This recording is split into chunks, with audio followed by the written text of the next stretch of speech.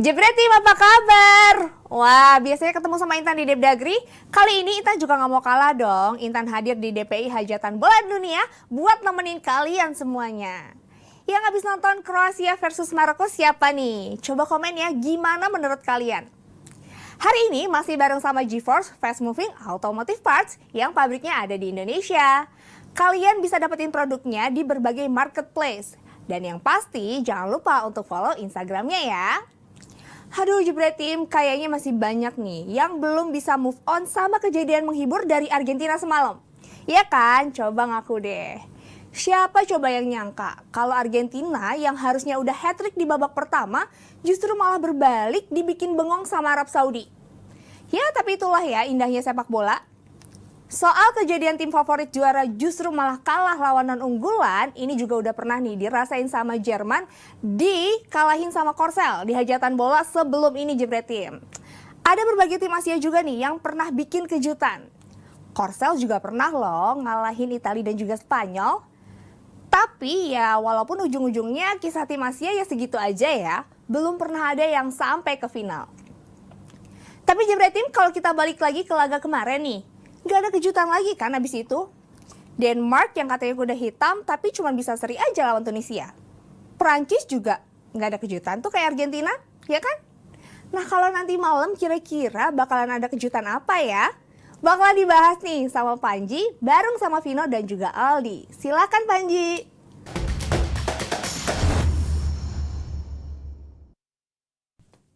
Yes, terima kasih Intan, udah lama gak siaran bareng. Ini jadi bikin rasa Depdagri ya, DPI Hajatan Bola tapi rasanya Depdagri. Karena hari ini gak cuma ada Intan tadi, dan juga kita ada partnernya suka siaran Depdagri juga, ada Alvino Hanafi. Gila, udah sehat, Panji Kawan. Sudah memoles ilmunya di platform sebelah ya. Dan juga ada Saudagar yang kemarin baru Nazar ya, baru Nazar ya kemarin. Kalau misalkan Arab Saudi menang, dia akan datang sini dengan membawa gamis dan kita langsung, walaupun setelan sepatunya kayak tetap agak ini ya, kontras ya. Assalamualaikum Aldi. Assalamualaikum. Welcome to Qatar. Luar biasa. Malah jadi kayak Laib ya. Iya kayak Laib nih tadi ya. Maskotnya. Kayak Laib apa kayak Labib? Boleh. Labib Sadat ya. Nah ini kalau kita ngebahas kemenangan Nazar Aldi, kayaknya nggak afdol kalau kita nggak ngebahas dikit, walaupun kemarin sudah sempat dibahas di DP Hajatan Bola terkait kemenangan Arab Saudi terhadap Argentina yang mengejutkan. Kalau lo Ayo. lo kan ada Nazar nih, lo artinya kemarin Nazarnya itu meremehkan atau Oh, bukan, salah. merasa ada kemungkinan memang untuk Justru menang? Atau memang pengen Argentina kalah? Gue pengen berbagi kebahagiaan dengan sesama. Haya. Iya kan? Karena kan together stronger. Nah, haya. Tapi ada emosional juga kan. Gue nggak penting Argentina kalahnya sih. Buat gue nggak ada masalah. Yang penting Saudinya menang gitu, ya kan? Berbagi kebahagiaan karena sepak bola kan nggak cuma menang kalah, emosi di dalamnya. Dan ya kemarin ada pandit yang di sini ngomong bahwa iya Saudi bagus menang tapi nggak akan juara juga. Ya iyalah. Nggak akan lolos juga. Semua katanya. orang ya nggak akan lolos, nggak akan juara. Iyalah, semua juga tahu Saudi nggak akan sampai sejauh itu. Tapi kan sepak bola nggak melulu sebagai siapa yang meluncur sebagai juara, ya kan? Hari ini pertandingan kemarin Argentina dikalahkan oleh Saudi itu nggak cuma penting buat Saudi doang, tapi penting untuk seluruh negara-negara yang dianggap mata sebelah untuk bahwa mereka tuh bisa. Lu nggak perlu punya perasaan inferior kompleks gitu, lu nggak perlu gitu. Dan terbukti juga kalau Saudi bisa, tim-tim lain pun bisa kalau lu memang mempersiapkan tim ini. Kemarin bilang kenapa Saudi bisa menang, orang hanya berfokus pada defensive highline. Tapi yang gue lihat beyond itu banyak sekali kenapa mereka bisa menang. Yang pertama, mereka nggak ada inferior kompleks yang gue bilang di awal tadi. Mereka nggak takut buat fight sama nama-nama besar kayak Messi, kayak Rodrigo de Paul, sama Lautaro Martinez, nama-nama yang istilahnya nggak usah di research pun ya udah itu nama-nama besar gitu. Mereka nggak ngerasa beda kasta dengan mereka. Lu fight, lu protes dengan mereka. Dan yang kedua adalah bagaimana menghancurkan Argentina ini lewat mid block. Jadi pemain Argentina ini nggak dibiarkan jauh sampai ke final third, bola udah dihancurkan dulu di tengah gitu. Otomatis adalah mereka menyisakan space di belakang. Artinya ya udah mereka membiarkan Argentina buat bikin crossing dari wide.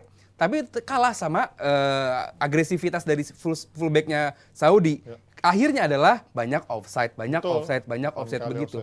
Nah, kalau gimana? No, lihatnya kemarin. Gue lihat kan kalau si di pelatih juga si Hervé Renard tuh kan emang spesialis pelatih di tim nasional negara-negara yang ya boleh dibilang negara dunia ketiga di sepak bola kan.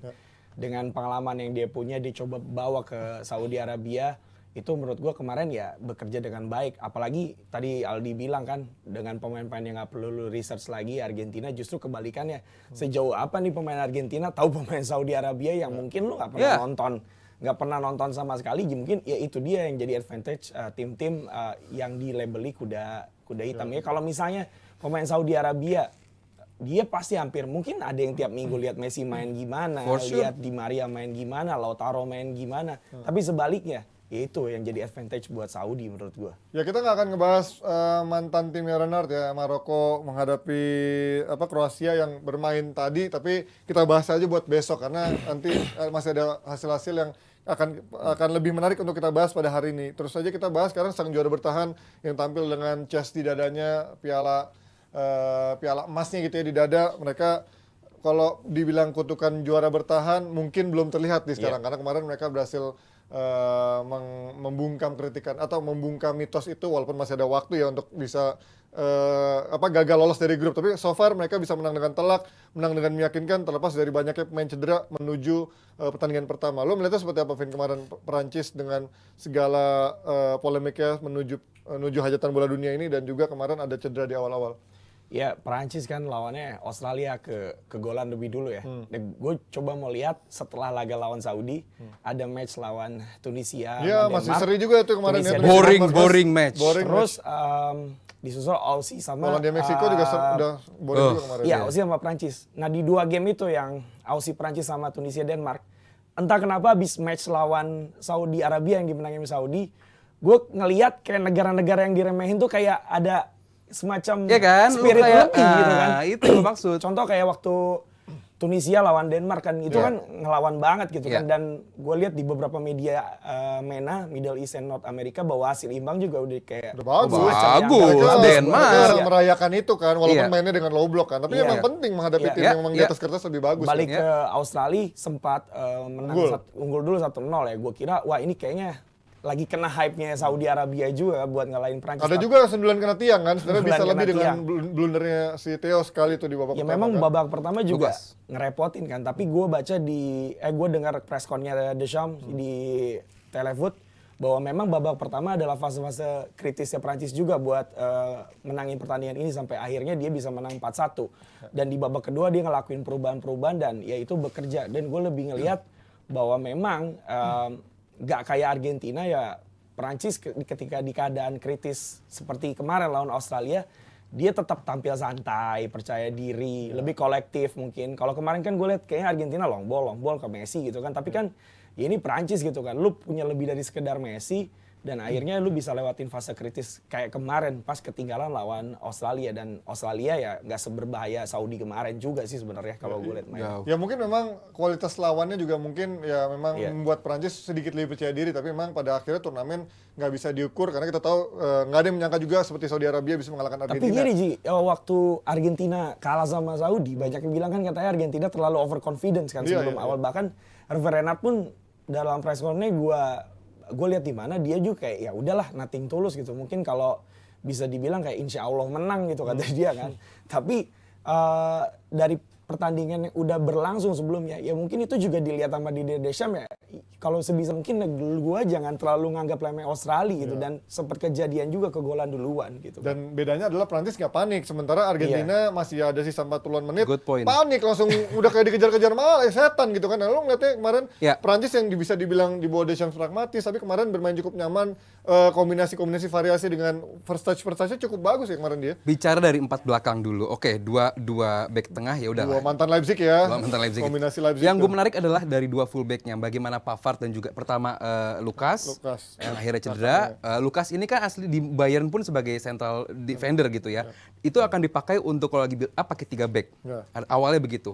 Pavard maju ke depan tapi sebagai holding midfielder memberikan space untuk Dembele untuk dia bebas lah gitu. Tapi kalau begitu diganti si Theo masuk, Theo maju full ke depan Ya. untuk membantu Mbappe agar Mbappe masuk ke dalam kotak penalti, terbukti bikin gol juga. Artinya emang Deschamps memiliki beberapa opsi permainan walaupun dengan limitasi dalam pemain yang ada gitu. Artinya bahwa ya oke, pemain cedera banyak, mengganggu kinerja jelas, mengganggu agenda pelatih jelas. Cuman ya Prancis datang sebagai juara bertahan, ingin mengubur kabar soal bukan kabar ya, isu dan juga legenda kutukan dari juara bertahan tersebut. Dan terbukti game pertama itu sangat amat penting. Walaupun bukan yang segalanya ya, cuman banyak tim-tim yang awalnya kalah tapi bangkit.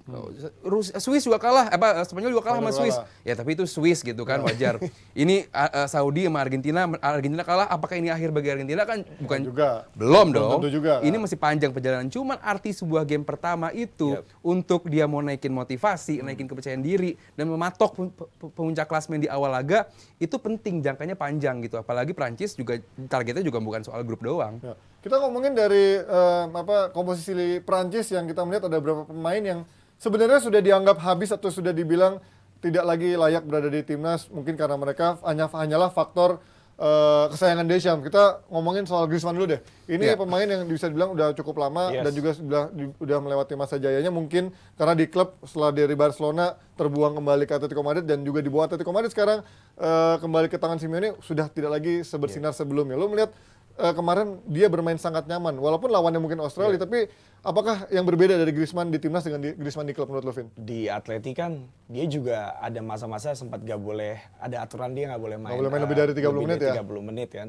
emang gak terlalu luasa. Dan ya itu dia, ada beberapa pemain yang ketika di klub dan begitu ditangani sama pelatihnya di timnas, ada sentuhan-sentuhan yang berbeda aja gitu kan. Contohnya Memphis Depay mungkin kan kemarin, salah satunya Griezmann juga. Atau di Inggris juga ya, main-main kesayangannya Southgate kan juga. Harry Maguire. Luke Shaw juga kan di MU biasa-biasa aja, kemarin di timnas cukup bagus gitu kan. Ya terus kalau masalah Griezmann, ya gue sempat dengar wawancaranya 2019 ya waktu itu. Dia bilang kalau memang role-nya di Perancis ini lebih mau dibentuk sebagai maestro lapangan tengah sama si Deschamps. Itu wawancara sama Telefoot ya, TF1 gue dengar. Dan memang si Griezmann di Perancis ini memiliki peran untuk ya kayak pelayan bagaimana Perancis dulu punya playmaker top ya, walaupun belum selevel Zidane gitu kan. Tapi memang kalau lu tanya perbedaan Griezmann di level klub dan di Perancis, jelas memang role-nya Griezmann di Perancis ini lebih kayak bisa juga jadi ngontrol di lini tengah, atau memang kalau semalam kan kayaknya mainnya di free roll juga kan. Dan kalau orang bilang man of the match siapa, Giroud lah, boleh bilang Mbappe, tapi gue terkesan banget sama mainnya Griezmann tadi malam yang memang bawa ini loh, gue Griezmann yang beda dari level klub. Atau memang ini juga jadi etalasenya Griezmann buat supaya habis turnamen ini mungkin dia juga bisa pergi kemana lagi kan setelah dari Atletico. Dan faktor gaya main juga ngaruh ya, walaupun memang Atletico juga punya pemain-pemain yang punya pemain menyerang yang cukup bagus, tapi gaya main yang sangat negatif dari Atletico membuat dia juga nggak seluasa ketika bermain di timnas. Ada Mbappe, ada Dembele. Oke, kita sekarang kalau lihat dari Giroud, Giroud yang oke lah, mungkin di Milan dia juga musim ini lagi bagus ya, lagi cukup wangi. Tapi orang banyak yang bilang kalau sama Benzema ya mungkin dikait-kaitkan lagi dengan go-kart dan juga Ferrari atau Formula One. Lo melihat kemarin dia akhirnya menyamai Thierry Henry dan juga nggak cuma ngegolin, dia juga kemarin terus menjadi pemain yang memberikan pantulan-pantulan bola yang sangat bagus. Lo seperti apa Giroud kemarin? Ya, Benzema dan Giroud ini sama-sama dia selalu dianggap pemain nomor 2, pemain nomor 3 di dalam timnya. Benzema begitu di Madrid selalu di overshine dengan selalu di balik bayang-bayangnya Ronaldo. Begitupun sekarang Giroud juga, dia nggak pernah menjadi orang nomor satunya lah gitu dalam satu klub. Begitupun juga di timnas. Saat ada Mbappe, ada Giroud, pasti nomor satunya adalah Mbappe. Saat kemarin 2020 ada Benzema juga, Benzema lah yang menjadi utamanya. Tapi kita lihat saat dianggap sebelah mata pun Giroud provide, Giroud bikin gol sampai bisa nyamain golnya Thierry Henry pun, artinya ya ini pemain ini pemain bisa menciptakan sesuatu di atas lapangan dan terbukti seperti yang Panji bilang tadi, nggak cuma dia menjadi seorang striker, nggak cuma jadi goal getter, tapi dia poacher, dia memberi space, memberi ruang bagi pemain lain untuk bisa mengganggu dan bisa bikin gol juga. Artinya ini adalah pemain yang tepat guna. Lu nggak perlu pemain yang begitu mentereng, pemain yang prime dalam umur. Dia udah berapa? 36, 37 umurnya kan? Artinya adalah dia di umur segitu pun dia siap dan secara fisik masih oke gitu. Semalam hampir bikin overhead kick, ya iya, kan? Kalaupun betul. itu terjadi luar biasa sekali untuk pemain sekaliber Giroud di momen kemenangan perdana di World Cup juga dan di saat dia menyamai rekor dari legenda Thierry Henry. Artinya momen untuk Giroud luar biasa. Lo Tapi ngeliat gini ada Ji, yang ini nggak sih? Ya. apa? Kalau misalnya lihat dari package nyerangnya Prancis kemarin kan, Dembele, Griezmann, Ya. Giroud, Mbappe. Ini kan package mereka juara 2018 yang Ya. memang kalau menurut gue ini adalah Walaupun Dembele sih enggak ya, jadi cadangan aja. Dembele suka masuk tapi nggak suka bukan jadi masuk ya, starting maksudnya line kan up ini kan yang biasanya. mereka Ganti-ganti sama bawa Coman. 2018. Iya. Oh ya, Kingsley Coman ya. Tapi kan memang kalau Giroud itu kan kalau di depannya kayak apa sih? Kalau gue lihat tuh kayak zaman Keylor Navas di Madrid, dia tuh profilnya nggak begitu wow banget. Selalu begitu, selalu nggak Iya. pernah jadi yang top. Iya wow notch-nya. banget, tapi dia satu komponen penting Ya. di package depan ini gitu kan. Dan memang gue nggak tahu lah, lu bisa nilai sendiri ketika ada Benzema, entah kenapa ini kayak nggak bekerja aja gitu kan. Ketika ada Benzema di depan, padahal udah ditandemin sama Griezmann sama Mbappe dan lebih bekerja ketika pasang Giroud sama mereka. Ya Gitu. bukan berarti Benzema pun jelek. Iya, iya. Kadang-kadang sebuah sistem itu kadang cocok, kadang enggak gitu. Dan di sistemnya Deschamps ini so far cocok dengan permainan yang 4 depan tadi gitu. Di mana lini tengahnya pun nanti bakal dibahas juga. Lini tengahnya pun terbukti berhasil. Nggak. Nah ini kita ngomong lini tengah nih. Ini kan lini tengah bisa dibilang gue yang paling sedikit meragukan terutama Skeptis. dengan skeptis. Rabiot. Terutama kan sempat dibilang kalau pakai 4-3-3 ya ngeliat Fofana, terus juga Rabiot sama Tchouaméni atau sama Camavinga. Tapi ternyata mereka kemarin pakai double pivot, otomatis satu nama doang yang paling gue pertanyakan adalah Rabiot. Yang sebenarnya kalau kata fans Juventus mungkin dalam beberapa pertandingan terakhir dia lagi bagus dan cukup ngangkat Juventus. Tapi kemarin melihat seperti apa? Apakah Rabiot sudah layak ada di posisi itu di Ya, Prancis? buat gua cukup masalahnya nggak ada pilihan lagi, Ji. Ya, ya. Terbukti- Camavinga juga belum Tapi kan terlalu awalnya bagus ya. Camavinga kan. Iya, yang awalnya di- Camavinga. Cuman Deschamps ini nggak pernah suka, maksudnya nggak pernah secara permainan cocok banget sama Camavinga dijadiin starter, dijadiin pemain yang reguler nggak pernah. Paling cadangan lagi. Di Madrid pun superstar. juga kalau jadi starter kurang bagus sebenarnya, seringkali bagusnya jadi Ya pemain ganti kan. Dan terbukti juga semalam saat Tchouaméni, Pavard naik ke atas, Rabiot masuk ke membantu Griezmann di depan. Akhirnya Griezmann kayak ada yang bodyguardin gitu. Itulah Rabiotnya. Dan terbukti juga semalam itu saat Pavard naik ke atas, Tchouaméni geser ke kiri, posisinya Rabiot ini yang tadinya ditinggal, akhirnya Rabiot ke atas untuk membantu penyerangan. Terbukti saat menyerang Rabiot bagus, untuk menjadi orang lebih di belakang saat bertahan pun cukup oke. Sama lagi profilnya nggak begitu mentereng Rabiot, walaupun ya secara pribadi kita lihat lah dia pribadi yang high profile banget, cuman terbukti semalam cukup lah apa yang diberikan sama Rabiot ini saat bertahan maupun menyerang.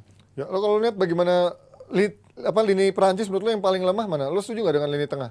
Di tengah, kalau misalnya lawan Australia kemarin kan belum terlalu Belum terbukti. kelihatan. Ya, tapi secara di atas kertas memang lo di lihat. babak pertama juga emang sempat diuji juga kan di tengah. Tapi kan tiba-tiba si Rabiot juga setelah beberapa menit juga bisa jadi satu pemain yang ini walaupun gue bukan pilihan utama tapi kontribusi ini lah ya. gue jadi puzzle yang penting dalam squad ini.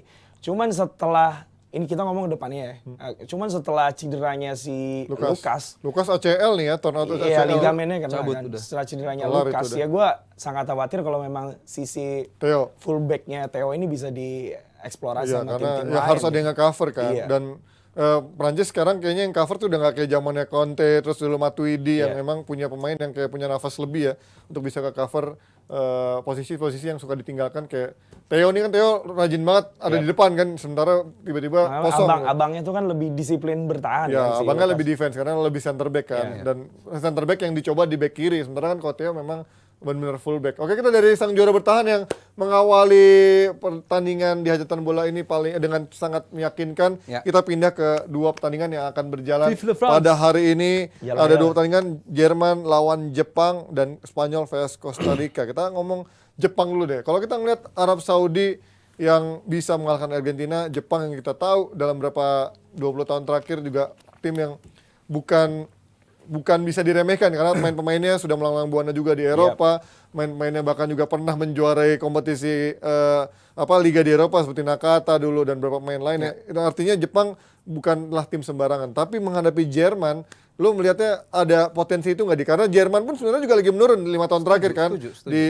Digadang-gadang dulu konfederasi, Piala Dunia hancur, Piala Eropa, Nations Nations League juga hancur. Artinya lu melihat seperti apa nih? Apakah di bawah Hansi Flick ada perubahan yang sangat signifikan sehingga membuat Jerman susah untuk disentuh untuk sama Jepang? Gue melihatnya pertandingan nanti malam sebagai derby Bundesliga. Oh, iya. 7 pemain Jepang. Karena 7 main di pemain line up Bundesliga. utamanya main di Bundesliga dan bukan cuma sekedar pemain asing Iya, doang, pemain inti. jadi backbone gitu kan. Daichi Artinya- Kamada ya. Daichi jadi Kamada. datang. bahkan pemain paling ganteng di Jepang aja main di Arsenal gitu. Artinya Tomiyasu. Tomiyasu. Artinya ini nggak perlu Jepang merasa ada inferior kompleks menghadapi Jerman. Ada kemungkinan Jepang punya materi, Jepang punya kans untuk memberi kejutan nanti malam. Ya. Walaupun kalau menang lawan Jerman pun bukan kejutan-kejutan banget seperti Ya. Saudi mengalahkan Argentina. Argentina. Jepang di level yang nggak jauh berbeda. Kita nggak berbicara soal rating di FIFA ya. Ya. Kita bicara dengan segi permainan, jelas tanpa Timo Werner dan sudah lama Jerman tanpa seorang nomor 9, Tori Jager. Sekarang Jerman sulit untuk bikin gol. Oke, lo bisa mainin kayak Havertz, lo bisa mainin nama-nama yang lo paksain untuk menjadi striker. Moukoko Sekarang juga ada ya. Füllkrug, Moukoko. ya Moukoko. Tapi ya belum ada yang semeyakinkan itu. Apalagi Jerman kan selalu diberikan, dianugerahi nomor 9 yang luar biasa gitu. Dari zaman Gerd Müller sampai Klose selalu punya nomor 9 yang luar biasa. Tapi sekarang Hansi Flick harus dihadapkan dengan pilihan bahwa lu nggak punya nomor 9, lu maksain beberapa opsi nih untuk ngebantu. Ditambah dari kiri, Sané pun nggak ada. Siapa lagi yang punya speed untuk masuk ke dalam? Dia bakal maksain Jamal Musiala di kiri, Muller di tengah, Gnabry di kanan. Siapa nanti tinggal nunggu siapa di depan untuk menjadi seorang nomor 9-nya. Di lini tengah Goretzka dan juga Kimmich gue yakin nggak ada masalah. Belakang Raum, Schlotterbeck, Rudiger dan juga siapa? Klosterman apa Keller? Bek kanan. Atau Atau itu kayaknya Kehrer atau Thilo Kehrer. atau Sule. Artinya kalau secara materi Jerman pun dari kiper belakang tengah itu udah aman. Depan ini yang menjadi buat gue adalah masalah gitu. Ada Hoffman. Ini malah Hoffman juga di kanan luar biasa Bisa bagus. juga ya. Dan ini Gundogan. Jamal Musiala. Iya. Raum kok Gundogan. bek kanan ya? Oh, Nggak, ini kebalik salah. nih ya, kebalik. Kehrer sama Raum agak kebalik. Keller nih sama ya. Raum Ini di kiri. kayaknya titik lemahnya di Schule nih agak. Nah, Neuer nih udah bisa main ya terakhir ya? Karena Udah. main. Berarti lagi-lagi Ter Stegen harus bersabar. Sabar, ini ujian Ter Stegen, kamu jadi cadangan abadi untuk Itu Neuer terus ya. dari 2010 ya, dia selalu nggak pernah absen. Ini kan, sama si kayak Manuel Buffon Neuer. dulu atau Donnarumma sekarang udah nggak ada yang Sempat bisa. diambil sama Leno bentar. Iya. Karena Habis itu cedera. Lenonya hilang. Iya. Nah ini kalau melihat dari Jerman, lo titik lemahnya apa Vin yang lo bisa lihat? Dia kan sisi apa ya, fullback juga mungkin ya tadi gue lihat. Cuman kalau lawannya Jepang, yang kata Aldi ya udah bilang dari derby Bundesliga, iya. Kalau misalnya sampai ngalahin pun, mungkin nyulitin ya. Kalau Jepang nyulitin, pasti dia bakal nyulitin si Jerman. Cuman yang gue lihat bahwa Jepang yang sekarang ini kan mix antara pemain-pemain mudanya sama pemain-pemain yang udah berpengalaman gitu kan. Kayak 7 pemain di Bundesliga plus beberapa pemain yang juga mantan pemain Bundesliga. Artinya pemain yang akan dihadapi nanti ya di timnas Jerman adalah orang-orang yang nggak asing udah mereka temuin sejak mereka di Bundesliga gitu. Artinya kalau ada kans untuk mempersulit Jerman jelas ada gitu kan. Kalau sisi tersulit ya mungkin ya dengan nomor 9 itu yang nggak ada di depan. Opsi lu cuman ada di Füllkrug kalau tetap memainin nomor 9 atau si Yusuf Moukoko. Yusuf Moukoko tapi kan di pertandingan terakhir uji cobanya pun lawan Oman. Itu cuma menang 1-0 gitu. Artinya ini Flick mau nggak mau masih berpikir harus mikir gimana caranya nemu formula di depan yang tepat atau mungkin ya lu main false nine pakai Havertz di depan. Oke. Kalau melihat dari seorang Jamal Musiala ini udah digadang-gadang sudah jadi spotlight banyak media bahkan sudah menjadi incaran tim-tim besar. Beban yang sudah diemban untuk seorang pemain yang masih muda ini apakah sudah pantas diemban sama Musiala di turnamen sebesar ini? Lu melihatnya seperti apa, Di? Buat gue Jamal Musiala ini nggak jauh beda sama Foden, bahwa dia dibebankan beban berat pun deliver gitu. Jamal Musiala dan Foden ini adalah dua nama pemain muda yang kayaknya nggak takut dibebani sebuah ekspektasi berlebih. Terbukti berhasil gitu saat berkeduanya diberikan tekanan untuk deliver. Dimainkan di posisi apapun sukses gitu sejauh ini ya, baik di Munchen Musiala dan juga Foden di Inggris di City. Artinya adalah kedua nama pemain muda ini bangkit meleteknya lebih cepat daripada waktunya dan gua harapkan pemain-pemain ini terhindar dari cedera. Karena matinya pemain kayak begini satu cedera atau gampang sombong. Itu yang bikin Contohnya orang-orang Brazil itu kan. Banyak. Ya orang-orang Inggris juga banyak. Banyak. Inggris juga banyak yang begitu. Iya. Cuman kita bahas ini aja dulu. Ya. Artinya kedua nama tadi gue nggak takut untuk diberikan beban tinggi dan gue juga nggak ragu kalau Jamal Musiala bisa menjadi salah satu pemain penting di turnamen kali ini. Dia udah bukti di level klub di Bayern Munchen pun kalau sekarang dia turun sebagai starter di bawah Hansi Flick. Ini kan pelatih dia juga di Bayern Munchen.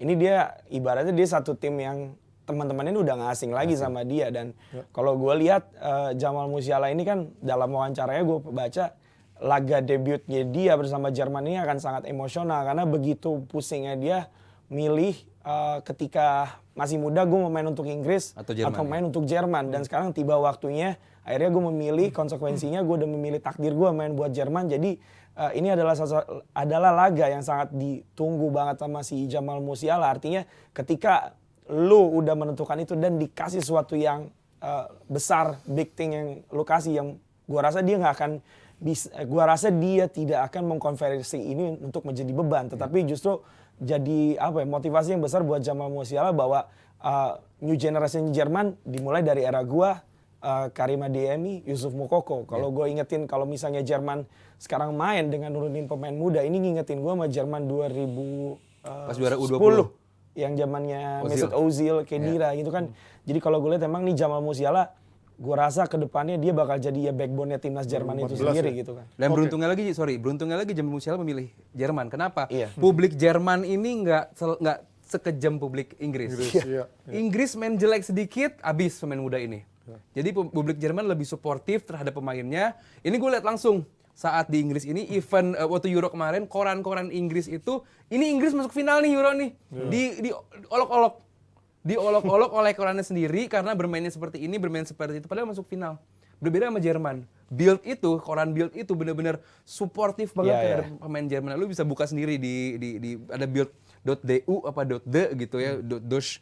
Itu benar-benar beda. Artinya beruntung sekali atau bener banget buat gua Jamal Musiala memilih Jerman. Atau bahkan gue malah ngelihat kayaknya kalau orang banyak yang ngeduga ke depannya polarisasi itu ada di Haaland sama Mbappe ini kayaknya juga di lini tengah juga bakal terus ditabrak-tabrakin terus nih Musiala sama Bellingham ya kan. Oh iya. Ya tapi jangan lupakan juga kayak Pedri yang masih juga udah matang lebih cepat daripada umurnya ya kan. Dan kita sekarang pindah ke lawannya Jepang ini ada pemain-pemain yang bisa dibilang sudah lewat masa edarnya tapi mungkin pengalaman juga penting di turnamen sekelas ini kan. Sejauh lalu Yuto Nagatomo umurnya mungkin udah 50 tahun gue udah nggak tahu berapa Nomor punggung. Nomor punggungnya terus ada si Saka juga udah cukup senior gitu terus ada siapa nih Minamino yang bahkan di Liverpool juga susah menembus tim utama. Lo melihat mereka bisa apa dari track record mereka perjalanan mereka menuju Piala Dunia seperti apa lo melihatnya? Iya, gue bilang bahwa apa tuh? Ada tikus. Bismillahirrahmanirrahim. Ada tikus.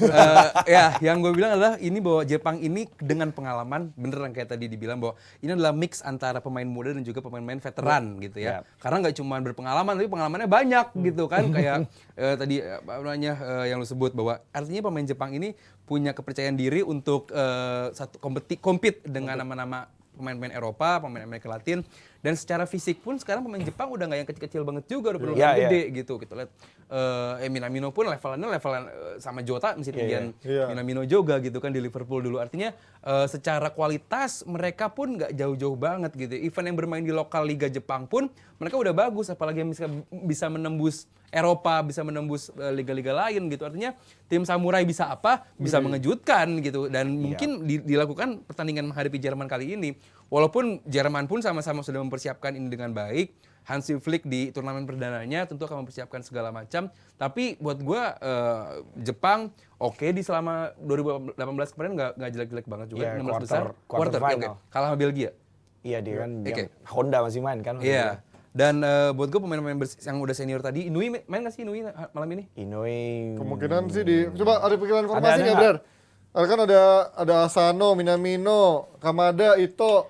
Kayak Kubo juga harus ada Inui, nih. ya. Kubo juga. Ya ini gue bilang bahwa Takuma Asano dia main di Jerman luar biasa bagus.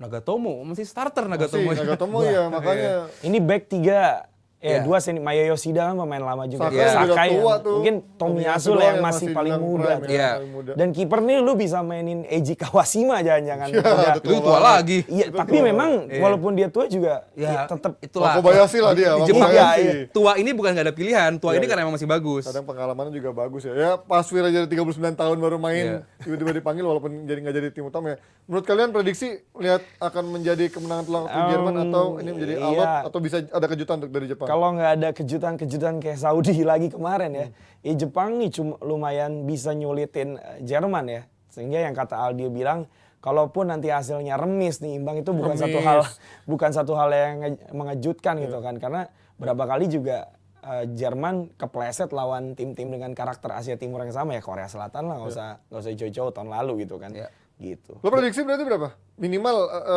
ada unggul 2 gol, seri atau Jerman masih bisa menang tapi ya masih bisa menang? ya bisa Jerman menang, tapi bisa menang. Jerman bukan masih bisa menang, cuman maksud gua nggak yang terlalu gede-gede amat, Nggak gede-gede amat ya? dua gol Paling banyak is 2 okay gol lah. ya. Oke, di Gue berharap seri sih. Gue berharap seri. ada kejutan lagi dari Asia ya. Iya gitu, gue berharap seri dan Karena- gue berharap kemenangan kemarin Saudi itu Iya, benar-benar ini jadi momen motivasi gitu Dan kan. kemenangan Korea juga atas Jerman ya bisa jadi motivasi juga. Oh Korea bisa, kenapa kita enggak gitu. Artinya ya gue berharap Jepang ini sebagai wajah Asia juga, kita sesama Asia gitu pengen adalah gitu wakil-wakil Asia yang mengejutkan. Walaupun kita sama tahu juga Jepang nggak akan juara dunia. Iya. Tahu, semua yang nonton bola juga tahu. Cuman istilahnya kan seru tuh gitu kalau sampai Benar. Jepang ngalahin Jerman juga, walaupun kemungkinan nggak akan jadi libur nasional juga. Iya sih. benar, dan Ya, Jepang kalau menang iya, juga iya, nggak akan iya. diliburin juga gitu. Emang Korea juga libur? Enggak kayaknya gitu kan. Tapi Saudi bebas. seenggaknya kan kemenangan Saudi kemarin tuh jadi apa ya? Jadi motivasi, jadi trik buat Monumental cuy. monumental stimulus buat lah buat- kontestan-kontestan yang lain juga.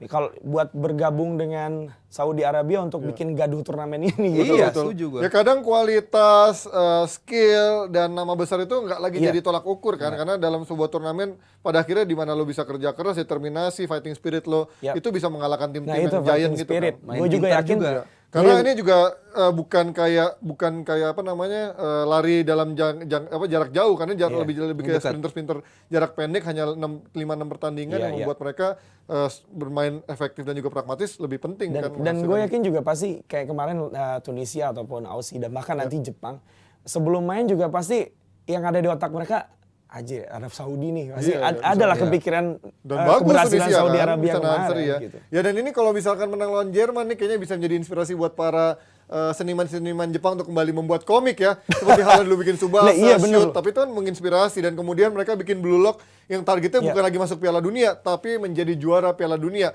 Mungkin aja ya kan, kita nggak ada yang tahu Nah, kalau balik lagi Iya, Ji, tadi benar. lu bilang bahwa kalau Jerman mungkin masuk ke dalam turnamen ini tujuannya juara. Betul. Mungkin karena Ya. dia adalah tim unggulan dan nanti pun malam kalaupun sampai Jerman kebobolan, gua nggak ada masalah. Ya. Bukan berarti lu cukup menang 1-0, 2-0 tapi nggak kebobolan. Enggak. Lu yang penting menang. Betul. Lu menang mengamankan pemain lu biar nggak cedera. Saat udah menit 70, menit 80, lu udah menang, lu ganti. Ya, Lihat ya, sekarang banyak Inggris sekarang, lihat Harry Kane-nya. Iya. Terancam nggak bisa lanjutkan Iya, turnamen gara-gara apa namanya cedera gitu. Artinya cedera. yang penting sekarang menang. Biarpun kemarin 6-2 kebobolan, nggak apa-apa kebobolan buat gue Inggris kemarin, karena yang penting fit dulu pemain gitu. Jangan sampai pemain-pemain inti itu harus cedera dan nggak bisa melanjutkan lebih jauh. Nanti kalaupun Jerman pun menang 4-1, 3-1, 2-1 nggak ada masalah, yang penting menang. Oke. Di waktu sesimpel ini kan memang pelatih juga dituntut buat nge-manage gimana lu bisa Oh iya. rotasi pemain lu gitu. Karena pemain ini stres tuh satu musim full dia nggak ada waktu istirahat ya, akumulasinya kan Saudi istirahat.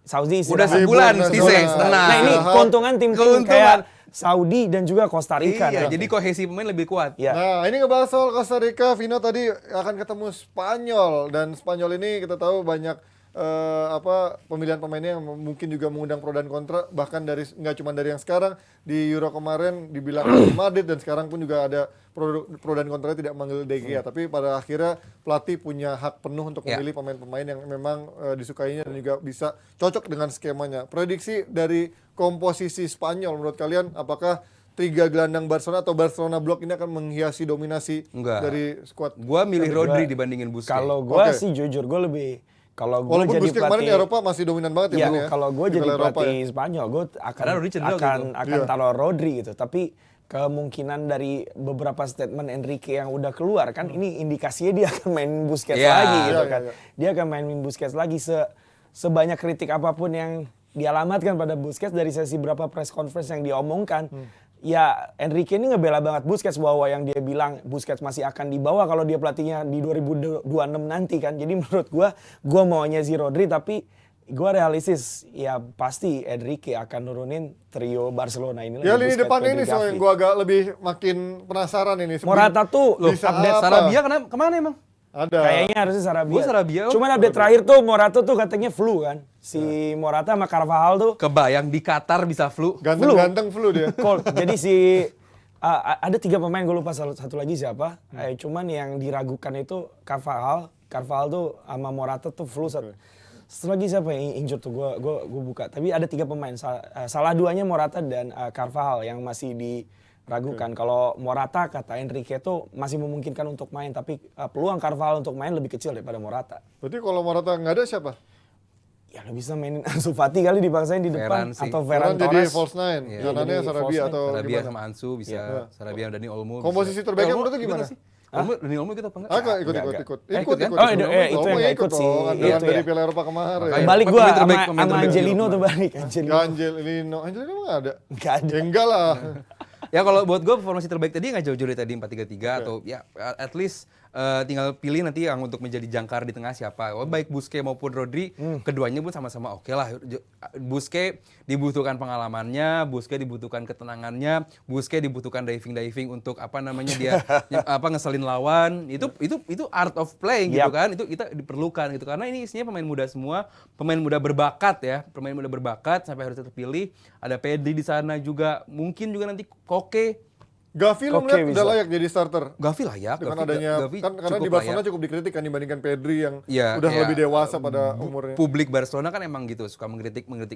Padahal terbukti Gavi ini menjadi salah satu pemain terbaik juga di Eropa gitu, pemain muda terbaik juga di Eropa. Jadi nggak ada masalah dia untuk apa namanya turnamen kali ini. Dan ini juga bukan turnamen pertama dia. Euro kemarin pun dia Euro. ikut. Artinya harusnya bukan demam panggung yang ditakutkan adalah tapi kelelahan. Itu yang gue takutkan karena kalau soal kohesi, soal saling memahami cara permainan, gue nggak ragu sama Spanyol. Ya sebenarnya kasusnya sama kayak Argentina, kita pun sama-sama nggak ragu soal kohesi antar pemain di Argentina. Cuman kalau every dog has its days, jadi kalau emang lagi jelek aja gitu. Dan ini yang gue takutkan dari Spanyol gitu. Costa Rica secara di atas kertas ya mungkin 4-0, 5-0 Spanyol bakal menang. Cuman ya in football anything can happen. Jadi yang gue harapkan Spanyol bisa fokus, ini lawan terlemah di grup. Ya, raih poin semaksimal mungkin, raih gol semaksimal mungkin karena ini momennya.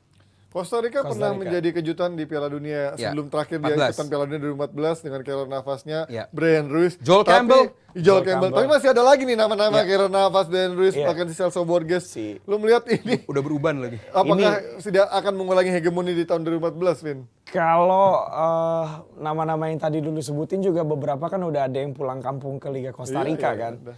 Jadi kalau misalnya regenerasi Costa Rica nggak jalan, gue rasa memang kayak mungkin si tim Costa Rica ini memang pengen manfaatin si golden era ini sampai sehabis-habisnya mungkin gitu supaya buat Kayak ada Belgia. transfer knowledge-nya buat si young generation ini karena kalau lu bilang ini the last dance-nya Messi, ini juga bisa jadi the last dance-nya golden era-nya Costa Rica. banyak Iya kan? dance-nya. Maksudnya jangan so paling ngerasa the last dance gitu kan. Karena masih banyak yang merasa kalau ini akan jadi Siapa yang ngomong turnamen- gitu? Ya karena mungkin GOAT ya, bedanya GOAT kan GOAT, ya. GOAT tapi- yang kemarin jadi kambing guling ya. Ya tapi Menarik, itu menarik, dia menarik. mungkin terutama buat pemain-pemain kayak Keylor Navas ya. Kalau misalnya lu tadi bilang kenapa Keylor Navas sama Simbo dipanggil, lihat siapa yang akan gantiin Keylor Kalau Navas Keylor sih juga. masih bagus sih, bahkan kemarin masih bisa bersaing sama Donnarumma kan Iya. kemarin musim lalu. Tapi kan maksudnya kualitas golden eranya Iya, iya. golden eranya Costa Rica ini untuk ukuran kelas Costa Rica umur segini masih kepake sama kepake. timnas Iya, gitu kan, pasti, masih pasti. kepake sama timnas apalagi advantage juga buat Costa Rica yang tadi gue nyambung juga selain Arab juga Costa Rica udah liganya udah libur dari awal Oktober dan cuman ada 7 pemain apa 9 pemain di timnas Costa Rica yang main di luar Costa Rica. Artinya beberapa pemain di timnas Costa Rica ini udah lama bareng-bareng gitu dan bisa aja nih jadi kejutan juga gitu buat Spanyol gitu kan. Karena ini pasti kan gaya mainnya adalah gaya main yang memang pasti akan dibenci oleh Spanyol dengan low blocknya, dengan direct terus juga crossing bola atas, apalagi ada Brian Ruiz yang memang Iya, Brian Ruiz. kalau misalkan Spanyol pakai Eric Garcia ini akan menjadi sebuah teror yang mengerikan. Tapi untungnya tadi kan perkiraannya Laporte dan juga Pau Torres ya yang akhirnya Torres. dari bola atas masih mending. Tapi kalau pakai Eric Garcia ini akan menjadi Habis. sebuah momok menakutkan. Lo melihatnya dari permainan Costa Rica bisa nggak menyulitkan Spanyol yang memang sangat kadang-kadang terbuka gitu. Spanyol ini lemahnya di defensive free kick gitu. Artinya baik menerima corner atau free kick, mati ya. bola mati bertahan, Spanyol ini itulah kalau mau bikin gol ke Spanyol tuh di situ. Artinya kalau secara permainan bola jalan, Spanyol nggak ada masalah gitu. Dan apalagi Spanyol ini kan pasti penguasaan bola, bermain hati-hati, nggak banyak bikin gol tapi satu dua gol cukup. Ini mungkin yang bikin sulit baik si Costa Rica untuk menembus gitu, karena permainan Spanyol harusnya rapi. Permainan Spanyol ini harusnya hati-hati, bermainan operan pendek yang sangat amat rigid. Itu yang membuat Costa Rica pasti bakal sulit masuk, kecuali Costa Rica memaksakan untuk bermain cepat. Spanyol dipaksa mengikuti gaya permainan dari Costa Rica. Spanyol bermain bukan gaya permainan dia, dan ini harusnya bisa dimanfaatkan oleh Costa Rica kalau sampai Spanyol ini dipaksa untuk hilang jati dirinya. Diajakin bermain fisikal ya. Prediksi akan pembantaian atau nggak ada pembantaian? Nggak akan ada pembantaian, tapi Spanyol masih menang lah, masih unggul lah. Di 4-0. 4-0 Costa Rica. Ya. Spanyol. Ya itu dia prediksi dari Aldi dan Ini juga penjajah Vino. dan mantan penjajah kan. Costa Oh Rica iya, dan benar. Spanyol. Oh, iya, Terkait iya, Spanyol iya, dan iya. Costa Rica, Jebret Tim kasih komen kira-kira akan ada pembantaian atau justru akan ada kejutan lagi dari tim yang tidak dijagokan. Dan gue mau ngingetin lagi kalau DPI Hajatan Bola Dunia akan hadir tiap hari jam 7 malam. Pastinya hari ini bareng juga GeForce Fast Moving Automotive Parts yang pabriknya ada di Indonesia. Produknya bisa kalian cek di e-commerce kalian dan juga cek di Instagram. Follow Instagramnya @GeForce_id dan cek juga marketplace kalian sekali lagi kalau untuk tahu promo-promo dan juga produk-produk dari GeForce. Abis ini ada Intan lagi nih yang mau ngasih info kira-kira apa ya? Ini dia.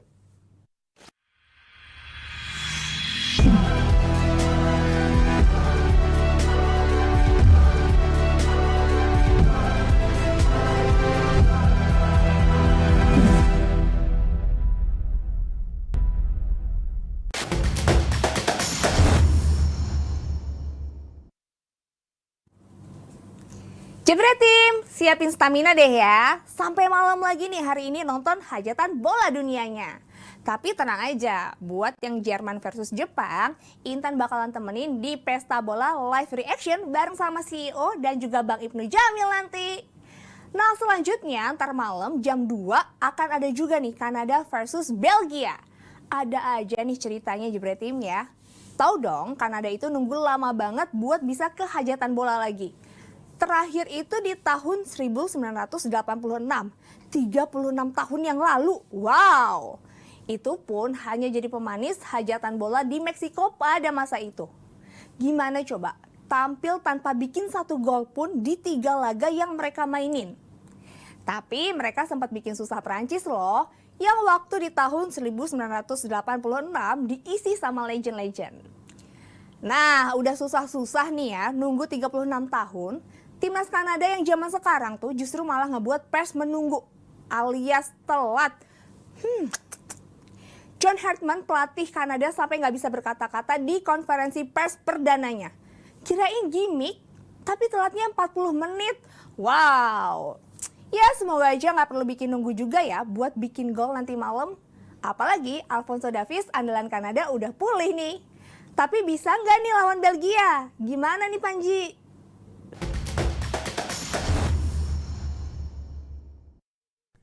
Thank you Intan, masih ada satu laga lagi yang belum kita bahas, Belgia menghadapi Kanada. Belgia. Golden Generation yang sudah berkarat, udah bukan lagi golden tapi sudah karatnya doang, menghadapi Kanada yang justru membuat orang bertanya-tanya, bisa apa Kanada di hajatan bola dunia setelah sekian tahun lamanya nggak pernah muncul, tapi muncul dengan para pemain-pemain mudanya yang juga cukup mengejutkan di Eropa seperti Alphonso Davies, kemudian ada Jonathan David yang juga menjadi salah satu striker incaran tim-tim besar. Lo melihat dari dari Belgia dulu dengan Roberto Martinez ya. Kalau kita ngomong mungkin Jogi Löw bersama Jerman dulu sudah merasakan ada di puncak, ada kejenuhan menurun dan akhirnya Wajar. dipecat. Deschamps juga mungkin sudah merasakan manisnya berada di puncak, mulai agak ada titik jenuh walaupun sekarang mungkin masih punya chance untuk menjadi juara dengan skuadnya, tapi ada yang bilang sudah mencapai titik jenuh. Roberto Martinez ini tidak pernah ibaratnya merasakan tuahnya Golden Generation walaupun sempat ada di babak paling mentok perempat final ya.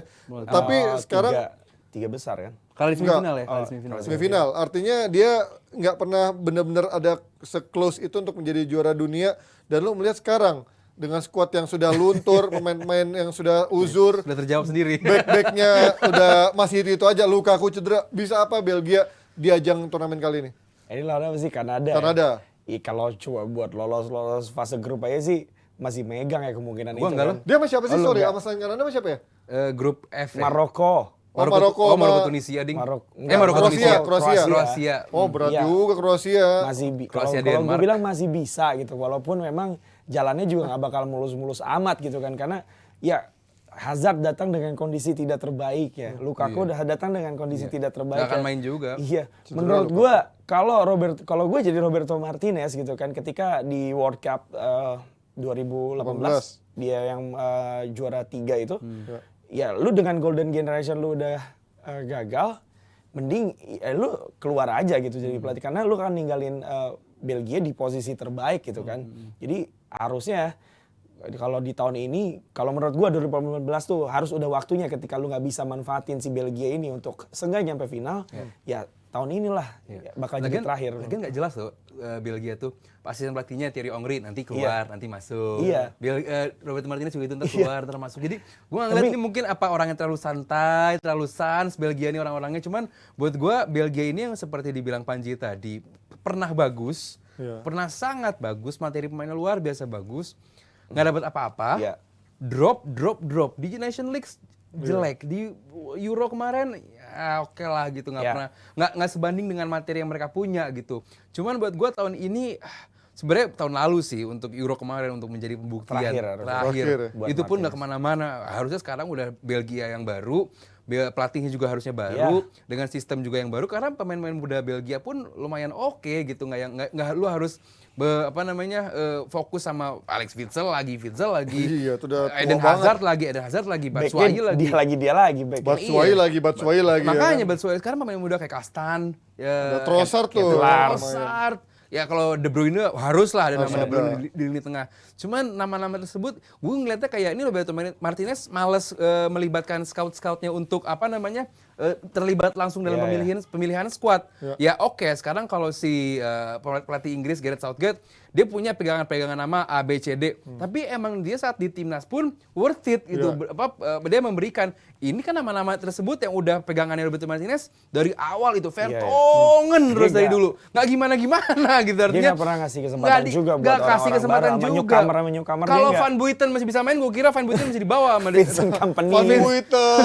Hati-hati sangat lambat makanya ya. harusnya kalau punya materi pemain sebagus ini lo at least at Nation League Iya, lah iya. gitu. Menurut gua tuh udah harusnya sih 2018 Cabut tuh. lah. Ketika lu udah gagal bawa golden era lu seminimal nggak sampai final, ya lu tahu diri aja, lu cabut, lu bukan orang Belgia juga itu kan menurut gua mungkin Bener, salah satu Gue nggak ngerti impresnya apa sama Martinez, bukan orang Belgia, di klub nggak pernah ngasih prestasi yang klub bagus, terakhir dia di Everton dia dipecat kan. dan statusnya. filosofi mainnya juga nggak menghibur gitu. Jadi apa yang pantas dipertahankan dari seorang Roberto Martinez gitu? Bener juga, gue setuju nggak ada karena secara permainan juga nggak bagus-bagus banget. Gue pernah ngobrol juga waktu di London dengan dia.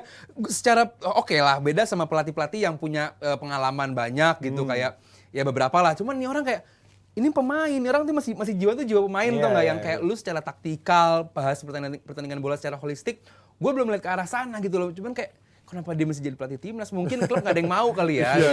Jadi ya udah deh, ayo lanjut deh gitu. Atau dia punya megang aib ini presiden FA-nya Belgia kali. Jangan-jangan. Dia bisa jadi. Nah ini gitu kalau kan. dari Kanada ini banyak Wow. yang gue menantikan banget di mainnya Iya, seperti gua apa juga. setelah kemarin dia menjadi juara grupnya di kualifikasi CONCACAF. kan, artinya di CONCACAF. Ya. Ini artinya ada sesuatu setelah sekian lama ini kok bisa dia mengungguli Meksiko dan Amerika Serikat yang biasanya menjadi dominan di benuanya mereka. Ada Alphonso Davies, ada Jonathan David dan main lainnya. Ya. Lo melihat kejutan seperti apa yang bisa diberikan oleh Kanada? Karena banyak pemain dari Kanada sekarang ya dari dulu banyak, cuman istilahnya nggak pernah dalam sekarang dari line up sekarang bermain di Eropa dan menjadi tim inti juga. Larin di sayap kiri, Iya, Larin. terus juga Jonathan David tadi Lille ya kalau nggak salah ya dia. Lille di Iya, artinya Prancis. pemain-pemain muda ini pun di Eropa bukan cuma sebagai pemain muda yang sekedar Pajangan pajangan tapi menjadi bagian dari klub dan menjadi backbone. Jonathan David pun diincar sama klub-klub besar Inggris juga, terbukti bahwa dia adalah memiliki permainan yang deliver gol dan juga kecepatan yang luar biasa. Ini yang gua rasa bisa dimanfaatkan menghadapi kaki-kaki tua Belgia gitu. Saat lini belakang yang udah berat, lu menghadapi Adu Gakpe back kirinya, terus Larin sayap kirinya, dan juga Jonathan David dari sebelah di lini depan. Lini kiri ini bakal menjadi sebuah lini yang berbahaya karena jujur kalau lini kanannya gue nggak begitu akrab-akrab banget nih sama Kanada. Kalau lini kirinya gue tahu banget, ini cepat dan keras. Nah, iya. Lo memprediksi akan ada kejutan nggak? Gue ya, kalau lu bilang emang Kanada ada tim yang pengen lu nonton, ya sama gue juga pengen Gua juga lihat Kanada. setuju, iya. Menarik, Karena lihat darah-darah muda ini dan ada artikelnya juga yang gue baca bahwa lu akan melihat seorang Alphonso Davies yang berbeda karena lu akan melihat Alphonso Davies yang bermain lebih attacking di Kanada. Ini bukan seperti Alphonso Davies di Bayern Munchen yang lumayan jadi fullback. Artinya nanti laga lawan Belgia nanti mungkin ya gue lihat Alphonso Davies dia akan di depan terus bareng atau Jonathan David. Tapi nggak malam deh, kayaknya nggak malam ini deh. Nggak malam ini. Maksudnya kayak belum akan dipaksain malam ini untuk main baru deh. pulih Kayaknya ya. baru pulih. Bisa, Ya, gue nggak tahu mungkin Iya. babak kedua apa nanti. Tapi kalau Alphonso Davies dalam Sayang kalau jadi back doang. kondisi bugar, sayang. Ini dia ngingetin gue waktu Austria Euro lawan Italia bahwa David Alaba kan di atas kertas lu main jadi back, kiri. tapi nyatanya lu main di kemana-mana gitu kan. Kebebasan ya. Mungkin si Alphonso Davies bakal meranin apa yang diperankan Alaba ketika Plus dia punya body dia main di charge, Austria. plus dia Betul. punya speed, plus dia punya insting gol. Lengkap banget nih Alphonso Davies. Kalau ngomongin lawannya, sedikit aja seorang Kevin De Bruyne, kalau mungkin kita lihat tadi ngebahas main-main yang di tim klubnya kurang bersinar tapi di timnasnya bersinar. Sementara Kevin De Bruyne kayaknya udah mulai stagnan nih, dia main di City lebih bersinar dibandingkan sama timnasnya. Lu melihat apa yang berbeda peran De Bruyne di City dan juga di timnasnya? Ya rekan setimnya sih. Itu jelas banget. Rekan setimnya gitu, kan, pelatihnya. gimana pelatihnya bisa Iya, manfaatin gitu.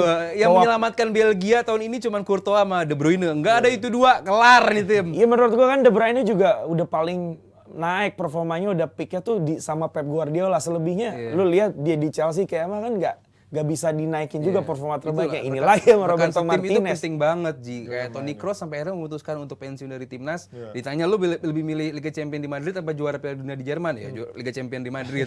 Artinya rekan setim itu mungkin di Jerman nggak begitu dekat sama pemain-pemain lain dan lain-lain. Cuman rekan setim ini penting, itu yang membuat De Bruyne di klub dan di timnas beda banget. Prediksi skor? Bukan skor ya, terserah mau skor atau mau menang telak. Masih menang Belgia lah. Menang Tapi Kanada gua. menang Belgia. Ada deh kalau gitu biar Pegang ada Kanada. kejutan lagi ya. Untuk Ada, yang Bismillahirrahmanirrahim. udah dijago-jagoin untuk bisa menjadi salah satu. Terus kalau Kanada menang lu nazar lagi. Astagfirullah. Nazarnya tapi seperti mati lampu. Nazar kan itu Nazar dangdut. Oke, thank you Jebret Tim yang sudah nonton hajatan bola Pakai dunia baju kali apa ini. Kanada, cuy? Tapi jangan kemana-mana karena Toronto di sini Raptors. masih akan ada live reaction pertandingan antara Jerman menghadapi Jepang yang akan dipandu oleh CEO kita Valen. Ada juga Intan dan juga ada Ibnu Jamil. Jangan kemana-mana, makanya sebentar lagi kita akan menyaksikan langsung live reaction Jerman lawan Jepang hanya di Jebret Media TV. Sampai ketemu Jebret Tim, bye-bye.